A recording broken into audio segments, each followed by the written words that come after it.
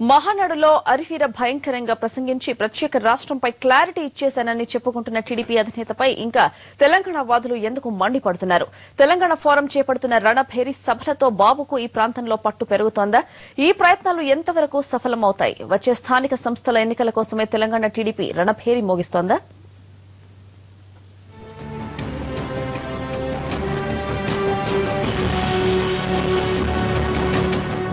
మహానాడుతో ఇవ్వాల్సిన విషయాలన్నింటికీ చంద్రబాబు క్లారిటీ ఇచ్చేశారు.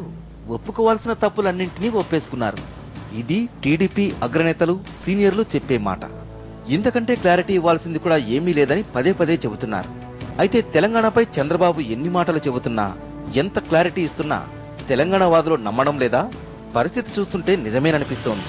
తెలంగాణ అంశానికి సంబంధించి మహానాడులో ప్రస్తావించిన ఆమర్నాడు నుంచే ఆయనపై విమర్శలు ఏమాత్రం తగ్గకపోగా మరింతగా పెరిగాయి.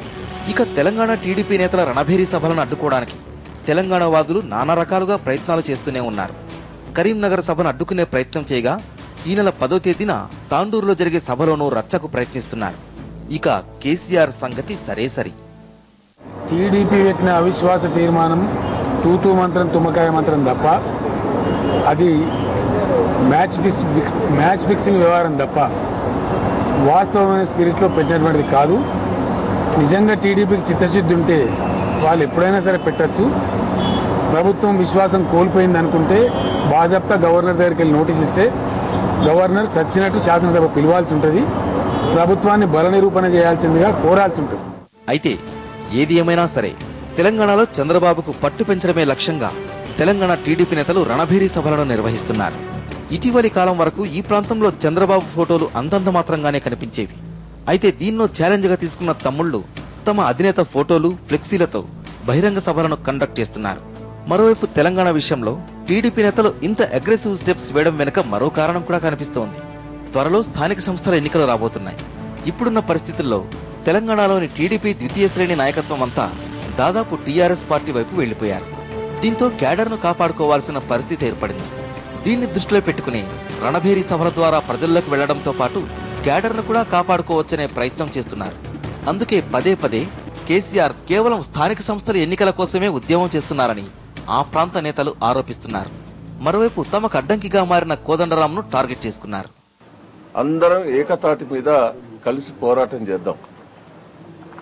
కేసీఆర్ గారు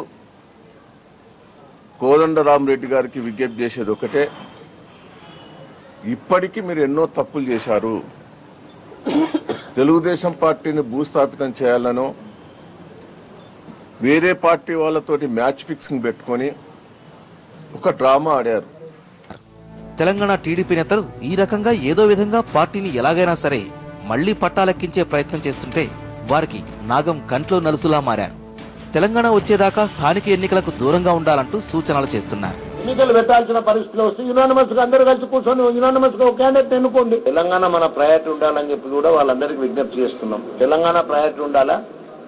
ఇప్పుడు దాంట్లో ఇప్పుడు ఏ పార్టీ అఫిలియేషన్ అనే కదా అక్కడ ఏ తెలంగాణ వాదిని మనం ఎన్నుకుంటున్నాం అనేది మనకు ముఖ్యం ఉండాలా. తెలంగాణ ఇవ్వండి, ఎన్నికలు జరపండి అని పెడతారనుకోండి. ఊరూరులో ఊరు మొత్తం ఏకమైనాక ఎవడేం చేస్తాడు? మొత్తం మీద తెలంగాణలో ఎలాగైనా సరే పోయిన ప్రభావాన్ని తిరిగి సాధించాలని, బాబుకు యాక్సెప్టెన్సీని తీసుకురావాలని నానా తంటాలు పడుతున్నారు. అయితే ఇది ఎంతవరకు సక్సెస్ అవుతుందా అనేది వేచి చూడాలి. ruchulu.com Making of Andhra recipes.